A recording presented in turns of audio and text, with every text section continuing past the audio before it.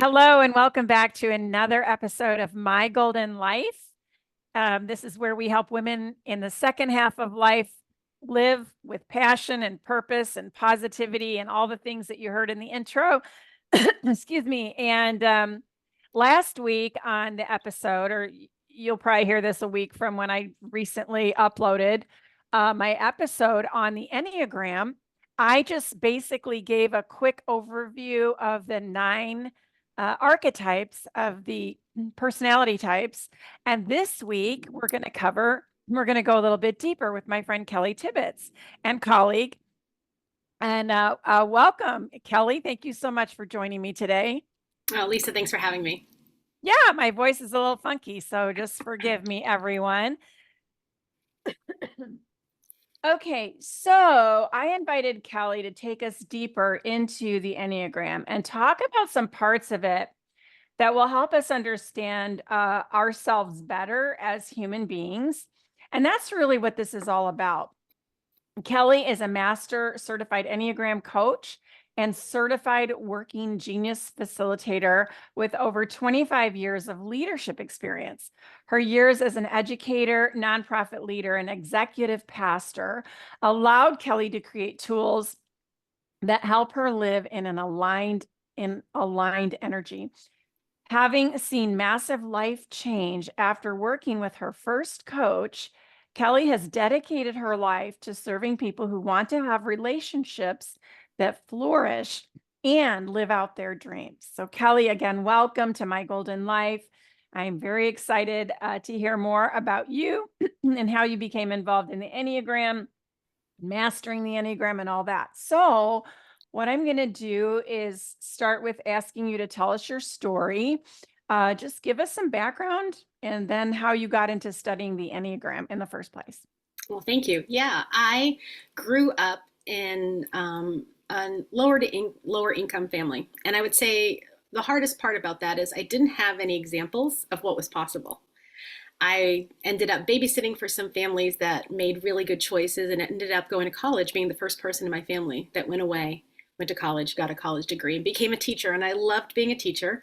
But it's really a hard career if you also have children and a husband that travels. So I ended up taking a step back, and my husband traveled a lot for work. I had three daughters, so I ended up in ministry. And between being a teacher and being a nonprofit leader in my town and being a children's pastor, I was a self unaware human. I didn't know anything about why I thought the way I thought or felt the way I felt or did what I did. And because of that, I became very codependent and people pleasing. And I often said yeses that should be nos. And so eventually I found my way leading a church where there was no lead pastor. We were interviewing for 4 years. I took the role as executive pastor with nobody leading up, right? I'm doing all the work, I have all the responsibility, but I have none of the authority. I can't fire anybody or give anybody a raise. And again, I'm a very compliant, people pleasing human. And if this person says I can do it, I say, sure, I'll keep trying. And it was the wrong role for me. An executive pastor with a leader was the exact right role for me. And I knew that. I knew not to say I want to be the interim pastor, but I didn't know anything about why I was leading the way I was leading. And so when I got the role, the elder team sent me off to have a business coach. But she turned out to really be a life coach more than a business coach. And the first thing she walked me through was the Enneagram. And I didn't know myself. I was torn between three numbers for about 6 months. I just didn't know why I was thinking and feeling and doing life the way I did. And I finally got the aha. I'm an Enneagram 2. I'm heart centered. I'm processing everything through my feelings. It's exhausting. Um, and my husband found his path to an Enneagram 6, and my adult children found their path. And when they all came home because of COVID, we now had clarity. It was like we had a little language that we could speak. We noticed when people were in stress or in health, and we didn't just say, whatever, the positive thing, the logical thing, the reactive thing. We began to have some self-awareness. And so it transformed my life in such a way that I went and got certified in it so that I could help other people, because I don't think I would be the mom of adult children that I am today. And I definitely wouldn't be this version of me. I know I would be resentful and frustrated because I didn't know better. And so understanding your why, especially for moms in the second half of life, right? Why did I think, feel, and do life the way I did? Okay, how human of me. I didn't know any better. But if we can discover this now, we can live this next season of our life in such deep health. And that's what I want for people. So it seems like you know what your Enneagram number is as well. I do. I identify as a type 9. I'm very laid back, easygoing, all the things that a 9 is. See lots of different points of views and Mm, that kind of thing. And interestingly, I really vacillated between, am I a 9 or a 2? Because I do love to help people. so did I. I Yeah. vacillated between them as well. Yeah. And that's one thing I think I mentioned that in the last episode, is that, sometimes it's not real clear until you take an assessment to see, where you're closest. And, we all have little bits of other parts in us, right? But what I discovered about the Enneagram was that it's so vast and so deep. It's kind of like yoga. When I started Hmm. practicing yoga, I ran into the depth of it. And I had taken some notes. I'm just going to show you this picture. I had taken some notes like here, and I wrote down all the various facets of the Enneagram that I could identify. And actually, before this meeting, I found another one which was there. I just had forgotten to write it down. But we have, all different kinds of things we can look at. And one of the things is the three centers of intelligence, which we talked about previous to this call, that we were going to kind of start there. Before we get into that, what would you like to say to people who are just getting into the Enneagram, just kind of, this is a portal, right? So Yeah, well, it's exactly what you said. It's so deep. And so, because of Instagram and, we can make it into a meme and you can take a test and actually find the wrong path. That's what's so hard. And the reason I really think people need an Enneagram coach, about 70% of people do find their way through one of these tests.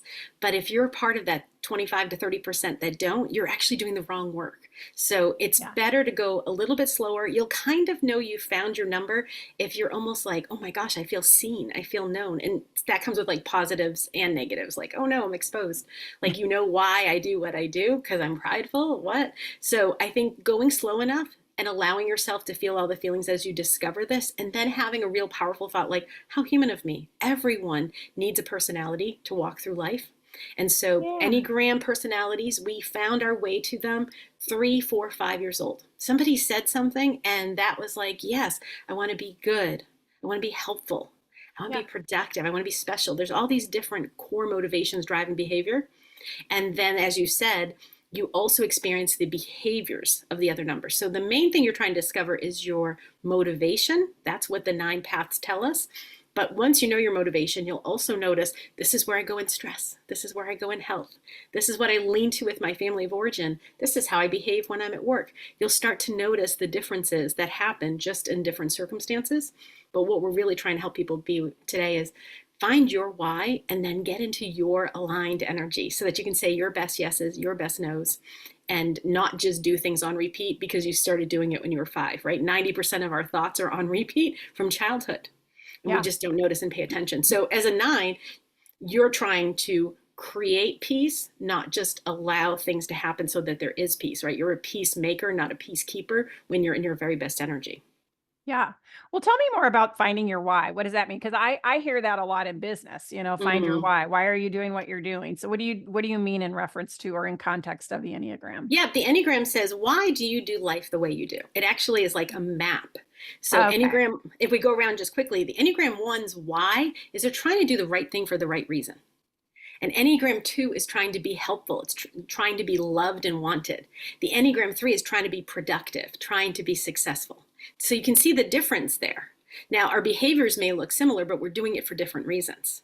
I can continue to go around, but I love this example. One of my friends from college is an Enneagram 1 married to an Enneagram 3, and they're redoing their home together. He's trying to be productive and just get it done.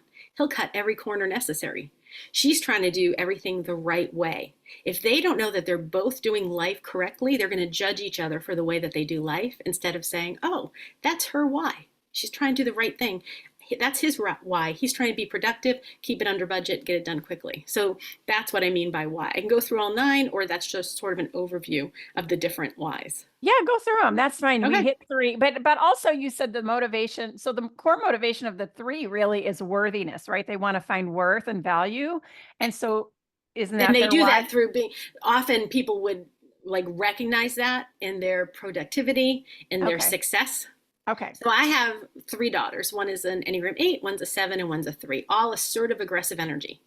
Um, my Enneagram 3, I can see back when she was 2, 3 years old, people saying, wow, you're so good at this. Wow, you're so good at that. So she puts on this little personality. I'm going to be successful at puzzles. I'm going to be really good at school. And she grew up and became a little engineer. And if she didn't know why she was doing life the way she was, and then something happened and she wasn't productive, what happens then? So we don't know what's motivating us. And then when that need's not met by other people, by life, what do we make that mean? Or we can say, you know what, I'm an Enneagram 2. I know my why is I want to be loved and wanted. Well, guess Uh, what? I can decide that that's already 100% true. I don't have yeah. to go looking for exhausted people to tell me. I know I'm loved. That's who I am. I know I'm wanted. So that's the work of discovering your why so you can meet that need. Yeah, and I just want to say and caution people to not get, pigeonhole themselves into a number and think that this number, this personality thing describes you completely and there's no room for growth or to think you're anything other than loved and, worthy of love and respect and attention and all A that. 100%. Yeah, Ian Cron is one of my favorite Enneagram teachers, and he says the Enneagram is not so that you can put people into boxes. It's to help them out of that box that we're living in. So we'll just go around again. The Enneagram 4 is trying to be special, unique, beautiful. The Enneagram 5 is trying to have the information they need to stay safe. So I often point to that college professor who's so clearly like enamored with maybe chemistry, right? Like getting all the information they need. The Enneagram 6 is trying to be safe and loyal. The Enneagram 7 is trying to not be limited. They're our adventurous, fun friends, always up for something. The Enneagram 8 is feeling like on their shoulders, it's their job to fight for justice. They're looking for that like strength that comes when they're in charge of their own life. So if you're raising a little Enneagram 8 child and you think the best thing to do is to try to get them to take a step back, it's almost like game on, right? Instead of honoring that, I used to be a teacher. Those were the kids that you wanted to give the clipboard and be like, here's a little job. You can be in charge of this. All of a sudden, that behavior need is met and everything changes. And then the Enneagram 9, like you, looking to create peace in this world. And what Yeah. happens sometimes when we're not self-aware is nines keep the peace at their own expense. They'll say yeses and nos that they don't necessarily mean. Yeah. I will tell you, I'm married to an Enneagram 5, and I love knowing that because for so many years I was like, why is he this way? Now I know why. And it's so much easier to have compassion and acceptance when you understand somebody, isn't it? A hundred percent. And Yeah. that's what we're really going to talk about with the centers of intelligence because you're in the body center and Yeah. he's in the thinking center. And it's almost like you're speaking Portuguese and he's speaking French. There's some overlap of our humanness. And then there's almost like, I don't understand you. Yeah. Why are you doing it that way? So that Yeah. is a huge gift the Enneagram gives us. I'm pretty sure we live in completely separate universes, and somehow we come together and we're great together.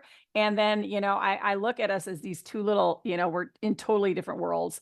But all right, so let's talk about these three centers. Tell us about where these come from or how they apply, and why know them. Like what's important about knowing them. So, all human beings think, feel, and process life somatically, Mhm. but in different amounts of our energy. So, some of us take most of our energy and we think our way through life. Those are our fives, sixes, and sevens. So, your husband is a 5, and he's Mhm. trying to think and get the information he needs to think so that he can find, whatever it is that he's looking for, the answer to why the car isn't working. He's going to stay in his thinking center and he's going to use his body center somatic information and feeling center less. It's not going to be as important. One of those will be the one he can lean into when he's healthy. But in general, 5s feel like they don't have a lot of energy, so they tend to stay in their thinking center and try not to put much energy into the other two. Sevens, 5s, 6s, and 7s are in their thinking center, but 7s are so unique. They are generally our positive friends who will take their thinking center and use their energy to reframe to positivity. So if you've ever been around an Enneagram 7, if it's not working out, they're usually going to find another solution. And what I try to help people understand with the Enneagram is everything in life is 50-50. Sometimes it really does serve us to find the positivity, and sometimes it serves us, our essence, to be able to say, this is actually sad, right? My dog passed away. I don't need to positively reframe this. I'm just going to sit in that sadness. So eights, nines, and ones, you're processing life somatically. So you found your path to yoga, and that connected you probably pretty quickly to connecting to your body, believing your body, right? And so all of us are getting somatic information. We have a headache, our jaw is tight, our stomach is tight, we're feeling some stress in our hips or in our shoulders. But without intention, we can ignore that really good information. And then twos, threes, and fours, we're feeling feelings to some degree. And again, there's a first layer that you're naturally processing life through. And when you're healthy, you lean into a second layer. And if you're like me, my husband and I are actually reversed. And so what I do is the opposite of what he does. And that makes a great relationship when you honor each other, but it can also make it interesting because you're like, I don't quite understand why you're doing it that way. So what did you notice about being somebody in the body center, or the fact that there are these three centers of intelligence that people process life through? What I noticed for myself is that I was always in the body center. I mean, as a kid, I was just super active physically. And other than that, I'm not sure. I'm really super in touch with my body and my feelings. And I think part of that is just because of my yoga practice and building an awareness that I might not have had earlier than that. But I just feel like I've always kind of been there, led with the body, led with the gut, following my gut. And Even though what's the interesting, intuition point is here, it's also down here. it is down there. And so what's interesting is I've coached a lot of women who have known this to be true, but as they got older, they stopped believing their gut. And one of the gifts of the Enneagram is for them to then discover, you know what, I do have this intuition that I can trust. It might not be because of an article, and it might not be because of, I did a data analytic run that the thinking center might lean into, but it's true and I can trust it. And so learning to grow in that myself, like, okay, what am I feeling? And describing it, allowing it, has allowed me to use my emotional energy in a healthier way. And then through yoga, discovering, oh my goodness, my body is constantly speaking. What's it trying to tell me? And then trusting that information as much as I would trust a book or a podcast or something that my thinking center connects to. So I'm heart first, then body, and then I think. Your heart first, then your body, then you think. So let's see, I'm body first, then heart, then I think. And it does not mean we're not smart. I'm incredibly smart. I read quickly, I Yeah, process information quickly, but I yeah. don't notice my own thoughts. It takes a lot of work for me to discover what I'm thinking. Now that's not true for me. I think I don't process information very quickly, but I do notice my thoughts quickly. But again, that's just a matter of practice and awareness, right? I've been Yes, practicing that for a long time. But I yes. wanted to share a story with you about a friend of mine who I connected with last Saturday. And on Friday, I happened to be home by myself. My husband was out of town. And so I made myself the loveliest dinner. It was like garlic shrimp linguine kind of thing. And so Saturday, I ring her up and, hey, what are you doing? And this is all through text. And she says, oh, I was thinking about you last night. And I was thinking I should have called you because my husband is out of town. And I said, you should have called me. I made this fabulous dinner. I had enough for two. We could have connected and caught up, and we live 5 minutes from each other. So she says, it really bums me out when I don't follow my intuition. Mhm. And I thought that was so interesting So important. because we miss out. We Yeah. miss out on good dinners. Well, we miss out on a lot that our A body lot. is really truly. I remember when I started going to my chiropractor, my children were young, I was overgiving, I was exhausted. And I drank Diet Coke to stay awake, and I had constant migraines. And I would take a lot of Advil. And my chiropractor said, you don't have a headache because you have a lack of Advil. Try to figure out why you're getting these headaches. And I think that's true of all of us. If I could go back, I was a kindergarten teacher, and the little kid comes to school and his stomach hurts. It's his body speaking. Are you nervous? Are you uncomfortable? Do you not like going out to the playground? Do you miss your family? Like, your body is constantly speaking, and we can either honor that or we can Yeah. dishonor it. And when we dishonor it, we miss out on amazing things like time with friends where you're both kind of, oh, that would have been amazing if I had just listened, right? And it's hard. It takes time to notice, it takes intention. Yeah, for sure. You think, all right, where are we going from here? So we Well, have, yeah. I think one of the things about the Enneagram is it's both complex and um, approachable, all at the Yeah. same time. You can start right where you are. So if you're listening to us and you're like, what's an Enneagram? I've never heard it before. See if over the next few days you can notice, do you tend to say, I feel, I think, or I know? Now you're going to say all three, but one you're going to say more than the others. You can even ask like friends or people around you, can you just help me notice? Do I tend to say I feel, I think, or I know? If you say I feel a lot, you might be in that feeling center of intelligence, twos, threes, and fours. If you say I think a lot, you might be a five, six, or seven. And if you say I know a lot, you might be an eight, nine, or one. Now, the hard part is that there's a space for your energy when you're healthy, but there's also a way that you behave when you're exhausted, overwhelmed, confused. And there are different behaviors that are exhibited, sometimes with the family of origin, sometimes with people that you work with. And so, in addition to the primary number, that's your motivation, there are these two wings, these two numbers on either side. So I'm a two. And my family of origin loved when I leaned into my one wing and I did the right thing for the right reason. When I was the good girl, my family of origin really enjoyed that version of me. So even though I wasn't naturally a one, I would lean over and behave like one as best as I could. And now that I've grown healthier, I've realized, okay, that action doesn't always serve me, right? It definitely serves the other people, but doesn't always serve me. So I try to do less of it. But my adult children are, Enneagram coherent enough to understand it. And they say all the time, Mom, it's just so funny when you're with your mom or your sisters, you just sort of lean over and everything has to be perfect and done right. And so to just hold some grace as you're discovering this, right? You're going to hopefully move. You're going to have the primary motivation, these two wings, a number you go to stress, a number you go to in health. These different behaviors are going to become something you're starting to notice. You don't have to have any judgment about it. We're all human. We all have these behaviors. There are some that are easier for you to access and some that are harder. So as a nine, in general, you can access the one, which is doing the right thing for the right reason. And you can also access the eight. And for a nine to access the eight, I always think of it as like a baby bird learning to fly. It's very awkward when nines use their eight energy, and it's very exhausting. But it's when you feel like you're responsible to go fight for justice. Now, as a two, I can also go to that eight energy in not a very healthy way. So the last time it came out big in me, I'm in a yoga class with the sweetest yoga instructor you'll ever meet. We're in a little gym and somebody comes in and decides to start using the weights in a very inappropriate, loud, clanging way.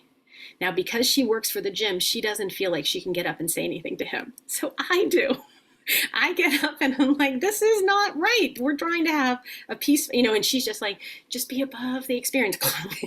And I finally just used my eight energy. But when that's not your natural place and you lean in either through stress or health, you might find yourself very tired. I can do that for the short term, but that's not the energy I constantly live in. So does anything come to mind where you just felt like this mama bear energy rise up in you, that eight wing, and then if you've had that experience, you might realize, boy, it also sort of drains me pretty quickly and I can get tired if I have to do that a lot. Any kind of traffic situation, a school, a work situation, have you seen that come up before? And again, it's possible that you didn't use that wing very much. I've used it once that I recall. I have a stepsister who got on my son's case about something. This is several years ago. And when you said Mama Bear, that was what came out. But also what came out was my suppressed anger. That's yes. Over 30 years Yes. of suppressed anger. Yes. So I didn't respond in the healthiest way. I will say that. That hasn't been resolved, although I don't really know that I want to resolve it. It's, maybe something I need coaching on. Well, I think it's really beautiful for you to recognize there's a difference between peacekeeping, which would be you being less truthful, and peacemaking, which is, I don't think I'm going to put any energy there. I'm not going to send ill intent. Right. I'm not going to pretend everything's fine or reconnect if this is not a healthy relationship. That's actually peacemaking versus the peacekeeping, which we get rewarded for. It's like, I'll just shrink back and pretend this didn't bother me and we just won't talk about it. But anger, guilt, and fear are three words that go with these three centers of intelligence. And it would be so helpful to talk about it for a moment. So twos, threes, and fours, guilt is such a good feeling. Guilt says, I did something wrong and I don't want to keep doing it. Now, the word we interchange with that is shame. Mhm. And shame says there's something wrong with me, I'm deficient. And that's not true. So noticing the difference between it's guilt. So people will say this all the time, oh, I feel so guilty, I didn't do this thing. Okay, did you not do that thing because you don't want to? How lovely, you created a boundary. Did Mhm. you not do that thing because that's not a healthy relationship to be in? How wonderful. Nothing's wrong. There's no guilt or shame, right? So shame and guilt are interesting to nuance. Fear and anxiety for the 5, 6, and 7. Fear is like literally there's a bear coming down your driveway. What good information for your body to be giving you? Go back in the house. Dread or anxiety is going into the future and trying to protect our present self. So there's a difference. And just in general, we use these words interchangeably where they're not. And then anger and rage. Yes. Anger is saying a boundary was crossed. And 8s, 9s, and 1s, when we connect to our body, we can notice right away that boundary was crossed. The boundary in my family is you speak to everybody with respect. You're disrespecting my son. I'm going to put down a boundary. Yes. Now, rage is when the light in me no longer sees and honors the light in you. And you're like, ah. And so we want to notice before that, right? But we don't want to dishonor when our body is giving us good information, right? Why are we feeling jealous? Oh, I want that. And we may have spent 50 years not even noticing, I want something. And then we don't have to make it mean anything negative. It's an indicator, right? Feelings are indicators.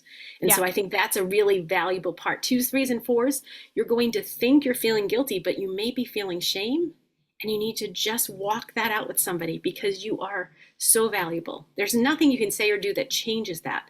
But you may not actually be feeling guilty. So many women say this all the time. Oh, I feel so guilty. Okay, did you actually do something wrong? No? Okay, then you're not feeling guilt. You're feeling shame. And Wrong that's emotion. well, and it's not necessary, but we get, I say this all the time to my daughters. I'm so thankful they get paid in money and not in praise. So many women our age have done so many things through life and we got paid in praise. And if we didn't do it correctly, we got paid how? With judgment that we then turned into shame and called it guilt. And so the Enneagram is so helpful for this because you can notice, okay, as a 9, I'm just trying to keep the peace here. Yeah. And if I do that, is it at the expense of my son? No, I'm not making that choice. I'm going to create peace by putting a little boundary between the two of us. And that is so healthy. Yeah. And I wanted to add that there's family members in my family of origin. Well, no, in my immediate family now, there's me who's a 9. So, and then my daughter's a 1. So we're both in the body type, and we both experience anger that way. My son is in the heart center. And so he feels all that envy and shame and stuff Yeah. like that. And then my husband is in the head center. So it's been so helpful to know where everybody is Yeah. and to even, studying the Enneagram and being able to help one of them say, remember, this is kind of where you go, when you're feeling this way. Yeah. And so, yeah, I love that. So we've got the body, the center that experiences anger. These are the main emotions. We've got Yeah. the head that experiences the fear. And then we've got the heart that experiences guilt and shame, or at least Yeah. they perceive Yeah. it that way. Right. Yeah. Okay. Um, Anything else you want to say about the Something 3? about that is, again, because we move in our energy, right? It's not that as a 2, I'm never going to feel anger or rage. It would be an indicator to me that I've moved from this 2 heart-centered compliant energy over to my 8.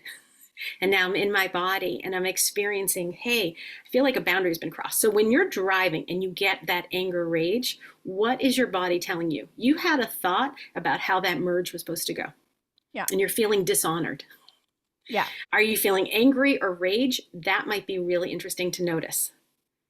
And then your husband, as a 5, he is using all of his life's energy to not feel that dread and worry and anxiety, right? It's not fear, because if it was fear, he's so logical, he'd probably figure out how to get out of the situation. So by having enough information, he feels like he's almost building a wall that's protecting him from the possibilities that could be. And for a 5 to not have access to information can be so exhausting. So throwing something new when they were expecting plan A and you're like, no, surprise, we're going to go do this. Very hard for them to process. And so each of these numbers, as you go a little bit deeper, you'll grow in awareness for yourself, but I think you really grow in grace for others. Oh, I think that person I work with is a 1 and they really just want things done the right way. And when I, move quickly and make mistakes, it's hard for them to comprehend. It Yeah, makes a relationship a little bit easier because we end up with some grace for one another. totally, totally. Um, yeah, so we are just like covering the tip of the iceberg here, right? So and I'm just going to rattle off some things here. In Beatrice Chestnut's book, she talks about, oh, it's called The Complete Enneagram. So, Yes, so I put this video on YouTube so people can actually see. So this is Beatrice's book. We both love that, right, love her, Kelly? love her. And then this is another one of my favorites because there are a lot of books that describe the Enneagram and all the things, but this one is really interesting too. The Enneagram of Discernment by Drew Mosher. Have you read that one, I Kelly? haven't. What do you like about it? What I like about it is it's the way of vocation, wisdom, and practice. Vocation, wisdom, and practice. And so it doesn't go into the depth that, say, Beatrice does, but it gives you an idea. I mean, it kind of goes over some of that stuff, but the vocation triad is identity, purpose, and direction. So it really Mm, helps to give you kind of a map as to how to move forward in life, how to be healthy wherever you are, and to take those things into consideration, the past, the present, the future, and all those kinds of things. But do you have a recommendation, a resource that you'd like to share? well, I do love Beatrice Chestnut. I love her podcast. I know you spent time with the two of them. I think that's a great one. I love everything by Suzanne Stabile. I love her books. I love her podcast. I think the Enneagram Institute, if you just want to go to a website, they have really thorough information. And then if you just want a place to start, I love Enneagram Ashton on Instagram. I think she's Okay. very clear and makes it kind of bite sized. I think we're in a great day to be learning about ourselves. There's podcasts, there's books, there's conferences we can go to. And so, one of the things that Beatrice Chestnut shares really well that we won't have the time to get through today is that these 9 paths each have 3 subpaths. You could have a self preservation instinct, you could have a social instinct, which puts the y'all before you. You could have this desire for one to one intensity and intimacy called the sexual instinct. And so then right away you have these 27 paths. And that's why the nuance of it requires either moving slowly through the material or ideally having somebody to walk you through it one by one. So before the 70s, the Enneagram was taught one to one. And you wouldn't learn all of these 27 paths. That Enneagram teacher would spend time with you and help you understand you. Yeah. And so there's a pro and con to all this information being available to us, but we want to be really careful is if we accidentally take a test that gives us the wrong number because we're in stress or we're answering the way we thought our second grade teacher would like, we're going to end up doing the wrong work. See, the work Yeah. for me is to honor the heart center that processes the information of my life. For me to honor the fact that emotional energy is real. And when I get emotionally exhausted, it's hard to recover. So I need a toolbox for emotional recovery. Well, there's barely toolboxes for physical recovery. We know you could eat some healthy food, you could take a nap, you could go for a walk. Mental energy, when that gets depleted, what do? Well, we have some concussion protocol. But emotional energy, there's not a lot of people out there teaching what to do when you give away all your emotional energy and you're still expected to show up. And so you want to be able to do the work slowly enough that it serves you. There's no rush. Even just leaving here today and saying, wow, it's possible that all the people in my life think and feel and do life differently than I do. And no one's right and no one's wrong. We're having our own human experience. That's right. That's a good starting place for today. And then Yeah. from there, just noticing, am I feeling my way through life? Am I thinking my way through life? Am I somatically in my gut processing that way? Good to know. How Yeah. can I use that information? Well, I think you're right. This is probably a good place to stop. And then I want you to come back because you are an Enneagram coach. It is something I would like to do is get that certification really so that I can internalize the knowledge more because I think once you do that, um, like I can hear you talking so freely about it. You know it so well. You've been studying it so long, and I'd love to get to that place. But we'll talk about something else next time. I don't know what it'll be. Maybe the 27 paths or whatever, the 27 subtypes. But in the meantime, where can people find you, Kelly? The easiest way is on Instagram. I'm Coach Kelly Tibbitts. I also have a podcast called Live a Vibrant Life, where I try to share these tools, especially around the Enneagram, that can help people stay in aligned energy. So if you want to go to my website, it's kellytibbitts.com. But it's been so fun to hang out with you today.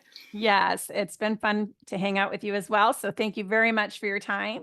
And we will put all that information in the show notes, and we will see you next time.